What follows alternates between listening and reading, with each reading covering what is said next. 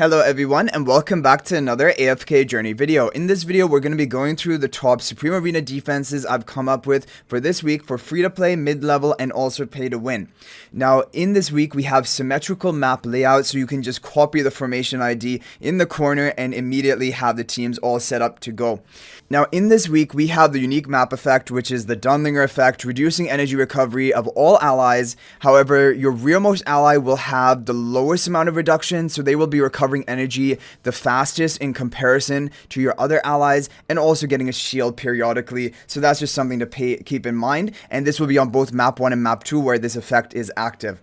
So on my map number 1, I've decided to go for the Mauler team with a Bruiser damage dealer. So if Lenya you have upgraded, you should run Lenya here. Otherwise, if for example your Pheromore or something is more upgraded, you could replace Lenya for Pheromore.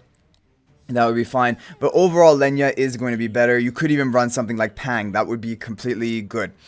Now in this team we have two key damage dealers, which are going to be Shakira and Lenya. We also have Siren, who will crowd control, deal decent damage if he's able to get off his ultimate. He's also going to deny the opposing artifact, which can be strong. And we have the two very powerful charm bonuses this season, which are going to make Shakira and Lenya even tankier than before. And with the damage reduction Mauler faction talent tiles, they're going to be very difficult to kill. And we have Siren with the energy boosting in the back because or like the lowest reduction of energy generation, because we want him to try to cast his ultimate and give our team the advantage. So overall, pretty solid team for free to plays. I think this is going to be a decent team option. Team number 2 is going to be also a Dunlingr Map Effect. And here I decided to go for the Chimera Iron Nuke team, which is always a strong option, and it uses heroes which are major priorities for all players to be building up. So with this team, Nero is going to deny any Lily May if Lily May tries to interrupt, and then Iron is going to follow it up with his ultimate, dealing pretty massive damage, and then Chimera slowly but surely is going to charge up enough energy to cast her own ultimate, and Almas is just going to be our tank and also prolong the crowd control. With the Elderbow spell is a pretty good artifact option to increase just the damage output from your range damage to our Nero, Daemon, and Chimera.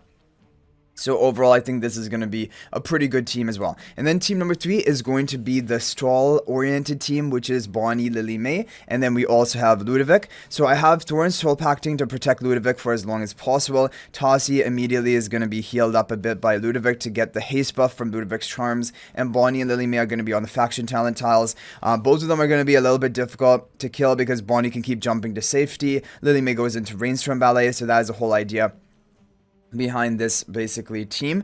You have the Dragon Roar artifact to increase your damage output, to give yourself damage reduction, and I think overall this is a good stall team. Okay guys, so now we have the mid level of teams. So team number 1, this is a very strong team, and even for pay to win level it does really well. Now the reason I'm hoping that you guys have Citrana as Supreme Plus, because that's when she's actually usable and going to be really strong here. You can get her Supreme Plus skill upgrade, and I do recommend, if you are trying to Paragon PvP heroes, Citrana is one of those heroes you do want to Paragon, because she is going to provide that vitality decrease. She's going to help spread Bonnie debuffs. She does really well in a team like this. Basically the whole team strategy is just massive damage and actually decent AoE damage as well. Nero is going to be hitting them with AoE damage. Ludovic is going to be healing your team, providing them the haste buff. You have the Elderbow spell, which is going to, like, all of basically your team is a range damage other than Citrana, so they're all going to take advantage of that. Bonnie debuff is going to be on the back line, but then also you're going to quickly spread it with Nero and Citrana. And then you're just going to try to nuke the whole team with Siren's ultimate. So this is very strong. We have Nero Charms onto Siren to boost his damage. We have Siren in the rearmost so that he can get his ultimate off quicker than any other ally. And that is the whole game plan. I've run this team before, obviously not in this map effect, but in other maps. And it is defeating even some really, really strong pay-to-win defenses, and it doesn't even have a Celestial Hypogean on it. And I think definitely when energy is like going to be a problem here, this team does not depend that much on ultimates. The only ultimate you really care about is Siren, which is still going to get off his ultimate with that pre-filled like initial energy, and then also being on the rearmost tile, he is going to get off his ultimate just fine. And for map number 2, we have this Chimera sort of team. Basically, Chimera is in the back behind the Daemon on the Graveborn faction talent tile, and the twins are going to be buffing up three of our heroes, Thorin, Daemon, and Harok. Basically, with the leftover options I had, we had enough to make another Graveborn team, and that's what I decided, but I definitely want to have Daemon's buff onto Shamira, and that's why I kind of ended up with going with a position like this. Obviously, it is awkward. Thorin is not soul pacting anyone. We're not able to get, for example, Harok on the tile, which probably would be better.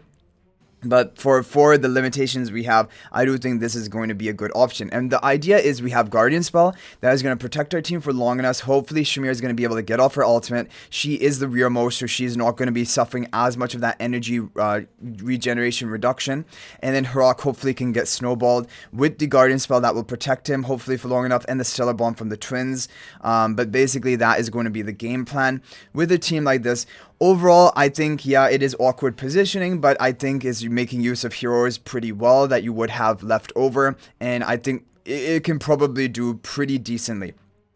But I do like the Guardian spell for that additional protection, because once you get an ultimate off of Shamira or even Harok, then you really have a good chance of winning. Okay, team number 3, map number 3 is going to be the Pandora Tasi combo. So basically, Pandora is really strong with hyper carries. For budget level, that would be Tasi or Shamira. For a pay-to-win level, it could be even Cryanaya or Diona, basically. But she is really good with Tasi, especially in like this wilder team with leftover wilder heroes. I decided why not go for a team like this. Basically, the plan is you have Lily May for decent damage and interruption. You have Iron. If the opponent has Lily May, they're going to interrupt your Iron. And then Pandora is going to put the Tasi in a box. When Tasi comes out, she's going to have 1000 energy. Immediately, she's going to be casting her ultimate. And I've also prioritized the blast charms for AFK stages, so she would be hitting really hard if you have those as soon as she's able to get off an ultimate, and that is the whole game plan of this team. I think overall this is definitely a good idea, and you should try either Pandora Tasi combo or a Pandora Shamira combo, but I decided, you know, I'm going to go for Shamira in this Graveborn Harok type team, and then for team number 3 we are going to go for that Pandora Tasi combo, and I think this is a good distribution basically of power across the 3 different teams. It does mix things up a lot compared to the previous team like sort of formations I have run in the past, so I think that this is definitely worth a try basically with these 3 teams. Okay guys, now we have the pay to win team. So for team number 1, I've decided to go for a more healing focused comp with Mikola rather than, for example, Shakir, who generally in the previous weeks I've been running Shakir. Now I don't know whether for example Mikola would be better. Initially what I was planning to run would be a comp like this, and I'll just explain it because I don't know, this may be the better version. So basically, Shakir and Baelran very tanky on the Malefaction talent tiles. Shakir has kill threat. He also can give damage reduction with his ultimate Lupine's aura. You have the 2 heroes giving their charm boost onto the allies in front of them. So both Shakir and Baelran are going to have higher health. And then we have Athalia in the back so that Athalia can cast her ultimate a bit more frequently by being the rearmost in this Dunlingr Map Effect. So I definitely think an idea like this is really good. However, at the same time, if we show you the different version, which I am deciding to go with, this is also good because you have Mikola and Smokey both to heal up the Baelran to get him to that ascension. You have Coco as the rearmost, so Coco is going to be getting some shielding and also a bit better energy recovery, and that can help Coco to maybe get off her ultimate before she actually dies. And then you have Athalia and Baelran both on these faction talent tiles. They're both going to be really tanky, have like, you know, massive damage reduction, and they're also going to be dealing more damage and just overall being really difficult to deal with. And so I definitely can see the advantage of this. I'm going to be trying this week and see how it goes. And Guardian spell, of course, you need that additional protection for a team like this. And yeah, so overall, I think this is a pretty good team.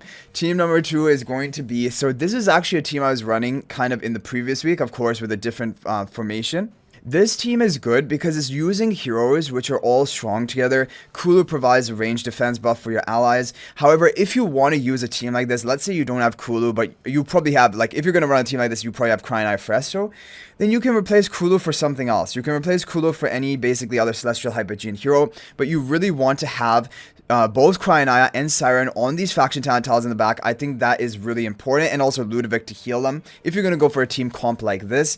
And then But you can replace Kulu for something else. But Kulu overall, of course, does well with the team. Range defense buff for your team, walling off, protecting you against melee heroes. And then you have the Frestros just as a tanky wall. I put them on the same row to get those bonuses, rather than just having, for example, them up here and not being able to get the bonus. And we have Kryna in the rearmost so that she can get the best energy recovery, because you want just Kryna to cast her ultimate as quickly as possible, because that is your win condition. And then you have the Siren on the faction talent tile as well, and he's also going to crowd control the enemy team, because yeah, by being on the Hyper G and Celestial faction talent tiles, you're going to have boosted energy recovery, and even though you're going to have some reduction because of the map effect, that is going to kind of counteract it, and still you're going to be able to ultimate and get them off. So that is basically team number 2. And team number 3 is going to be the Pandora team. Like I talked about, Pandora is good with the pay-to-win hyper carries Diurnal or Cryonaya. And I decided, from testing, I found that Pandora is doing better with Diurnal, and in this map, you have no limitation of Dunlingr. So the whole game plan is Pandora will put the Diurnal in a box. He's going to come out with basically all of his intoxication stacks. He's going to have the core force spell, and then he's going to begin spamming his ultimate and killing people really early on. And he's going to be completely protected for these initial 4 seconds by being in the box. So Pandora has great synergy with Diurnal, also because otherwise Diurnal just needs to take time to drink. But basically that is the thing that I've just noticed Pandora is doing really well with Diurnal, but of course she does really well with Cryonaya too, definitely. But I think if you have a choice, I would prefer her with Diurnal. And then you have Leica for, the buffing, attack speed buff for Diurnal, and you have Scarlita for protection, and Core Forge onto the Diurnal with Dunlingr for protection against ultimates. So overall, I think that these 3 teams are going to be great. But of course, they're all very pay to win. There are some substitutes you can make, but the core concept of a team like this, if you don't have Diurnal, you cannot run a team like this. You would have to run like Cryonaya hyper carry. And this team, we said you can replace Kulu and otherwise run kind of the same team. Just make sure you have Hyper G and Celestial faction talents. And this team, yeah, if you don't have Athalia, you can replace for something like Shakir, even here, some other bruiser. Yeah, other things can definitely fit here. But anyway, guys, hopefully this is helpful. Good luck with the teams this week. If you have any other input, you can feel free to share in the comment section down below. Formation IDs will be in the corner, so you can just copy them down, paste them. The maps are symmetrical, so it will be easy for you to set them up this week. But thanks for watching. If you guys are not already subscribed to our YouTube channel, please smash that subscribe button. Also, feel free to join my AFK Journey Discord server. There's a link to that in the description of this video. And finally, if you're thinking about making a purchase in AFK Journey, please use my affiliate link for the official Farlight store. There is a link to that in the description of this video and a pinned comment. This is the best way you can support me at no extra cost to you. So thanks for watching. I'll hopefully see you in the next video, and until then, everyone, peace out for now.